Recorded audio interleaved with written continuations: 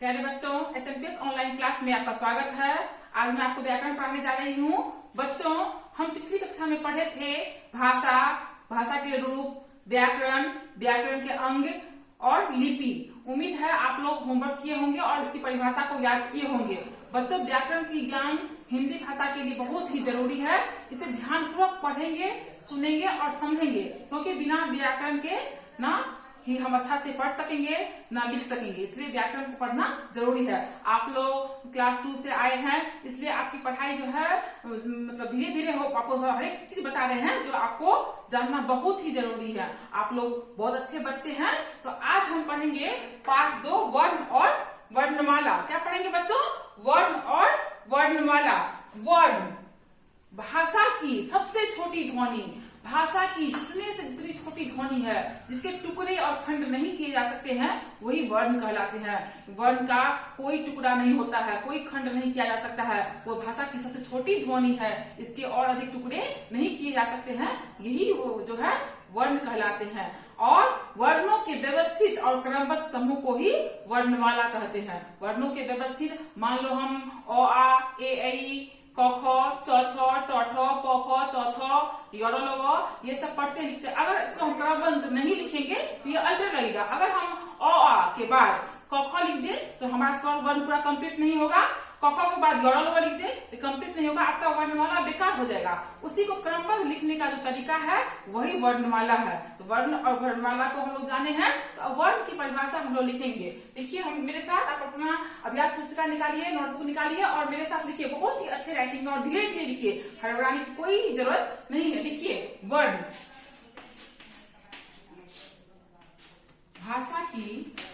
भाषा की सबसे छोटी ध्वनि, सबसे छोटी ध्वनि जिसके खंड या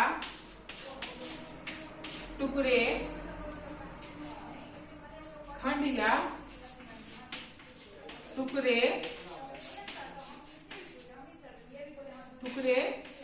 नहीं किए जा सकते हैं, उसे वर्ण कहते हैं।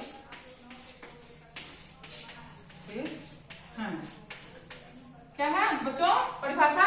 भाषा की सबसे छोटी ध्वनि जिसके खंड या टुकड़े नहीं किए जा सकते हैं, उसे वर्ण कहते हैं। वर्ण के खंड या टुकड़े नहीं किए जाते हैं। वर्ण के बाद हम लोग जानेंगे वर्णमाला। आप लोग गुड राइटिंग में लिखिएगा वर्णमाला की परिभाषा। वर्णमाला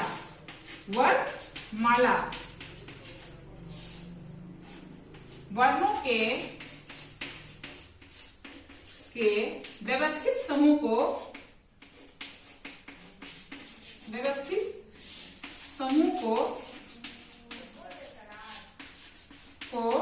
वर्णमाला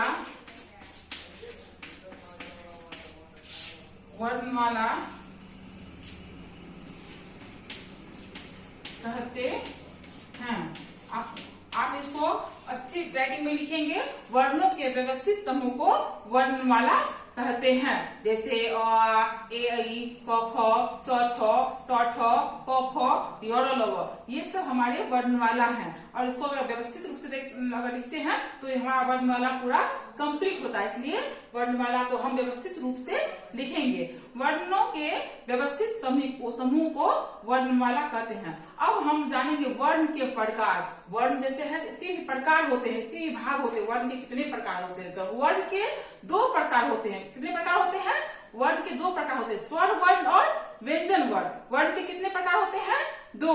कौन कौन? स्वर वर्ण और व्यंजन वर्ण।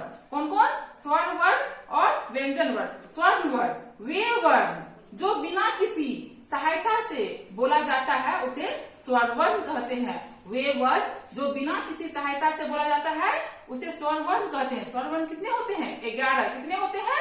11। स्वर वर्ण कितने होते हैं बच्चों? 11। अ से औ तक, अ से औ तक ये स्वर्ण वर्ण है, यानी 11 होते हैं। आप अगर काउंट करेंगे तो अ, आ, हर्षही, दुर्गही, हर्षहु, दुर्गहु, री, ए, ऐ, ओ, औ। हो गया ना 11। तो स्वर्ण वर्ण कितने होते हैं? 11। अब है व्यंजन वर्ण। व्यंजन वर्ण किसे कहते हैं? व्यंजन वर्ण को जानेंगे। व्यंजन वर्ण वे वर्ण जो स्वरों की सहायता से, जिसे बोलने में स्वर की मदद लेनी पड़ती है, हाँ, उसे कहते हैं व्यंजन वर्ण। इसको बोलने के लिए स्वर की मदद लेनी पड़ती है। व्यंजन वर्ण होते हैं 33। कितने होते हैं? 33। क से लेकर ह तक, क से लेकर ह तक ये 33 संख्या होता है। तो क, ख, ग, घ, अंग, इसको वर्ग में रखा गया, जिसको कहते हैं कवर्ग। क, ख, ग, घ, अंग, इसको एक वर्ग में रखा गया, जिसको कहते हैं कवर्ग। उसी तरह च, छ, ज, झ, य, इसको चवर्ग। ठीक, ट, ठ को टवर्ग में, त, थ को तवर्ग में, प, फ को पवर्ग में। उसके बाद आता है य, र, ल, व, ये हो गया अंतःस्थ वर्ण। ये क्या हो गया? अंतःस्थ वर्ण। उसके बाद आता है तालव्य स, मूर्धन्य स, दंत स, ह, ये हो गया ऊष्म व्यंजन। ये हो गया ऊष्म व्यंजन। तो अभी हम लिखेंगे स्वर्ण वर्ण की परिभाषा। स्वर्ण वर्ण की परिभाषा।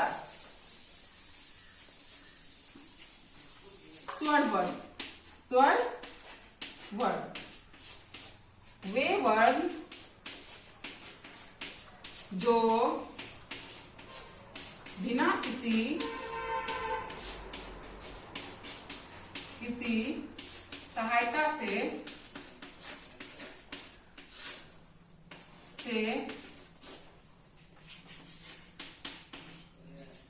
बोला जाए उसे स्वर वर्ण कहते हैं। स्वर वर्ण कहते हैं। स्वर्ण वर्ण 11 होते हैं। स्वर्ण वर्ण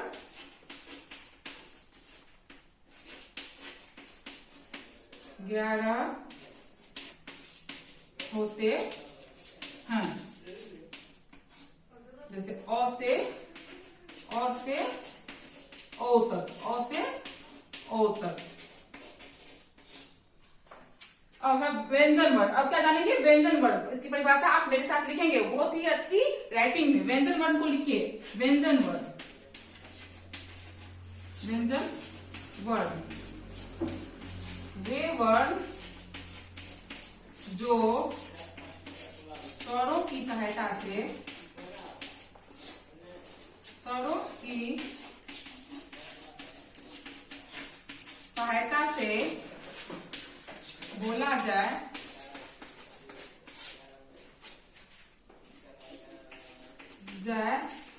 उसे व्यंजन वर्ण, व्यंजन वर्ण कहते हैं। व्यंजन वर्ण 33 होते हैं। व्यंजन वर्ण 33 होते हैं। क से ह तक, क से ह तक। तो बच्चों अभी परिभाषा लिखे हैं आप लोग, तो मेरे साथ एक बार इसको रिपीट कीजिए। स्वर्ण वर्ण वे वर्ण जो बिना किसी सहायता से बोला जाए उसे स्वर्ण वर्ण कहते हैं। उसे क्या कहते हैं? स्वर्ण वर्ण कहते हैं। स्वर्ण वर्ण कितने होते हैं? 11। कितने होते हैं? 11। कहां से कहां तक? अ से औ तक। अब है व्यंजन वर्ण वे वर्ण जो स्वरों की सहायता से बोला जाए उसे व्यंजन वर्ण कहते हैं। व्यंजन वर्ण 33 होते हैं। कितने होते हैं? 33। क से ह तक, क से ह तक। अब है आगे संयुक्त वर्ण। आगे क्या है? संयुक्त वर्ण। संयुक्त का अर्थ क्या होता है? मेल जोड़, यानी जोड़ना। संयुक्त का अर्थ क्या होता है? जोड़ना। तो वे वर्ण जो दो वर्णों के मेल से बनता है उसी को कहते हैं संयुक्त वर्ण। इसको कहते हैं जोड़ना। जैसे संयुक्त का अर्थ होता है जोड़ना, उसी तरह दो वर्णों के जोड़ से एक जो नया शब्द बनता है वही होता है संयुक्त वर्ण। संयुक्त वर्ण कितने होते हैं? 4। कितने होते हैं? 4। अक्ष, त्र, ज्ञ और स्र। कितने होते हैं संयुक्त वर्ण? अक्ष, त्र, ज्ञ और स्र। ये संयुक्त व्यंजन है। और बच्चों आज की क्लास में हम इतना ही जानेंगे। अगली कक्षा में हम इसका और अधिक से जानकारी देंगे। तब तक के लिए धन्यवाद।